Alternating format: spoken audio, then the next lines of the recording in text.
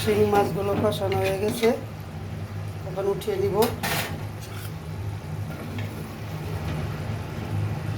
বিসমিল্লাহ।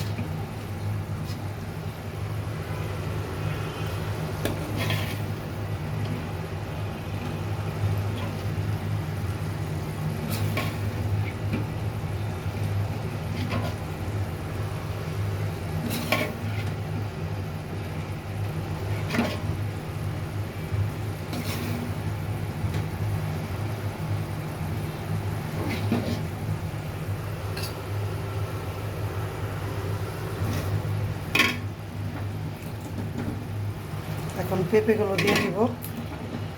অনেকে পেঁপে ভাপ দিয়ে নেয়, কিন্তু আমি ভাপ দিই না।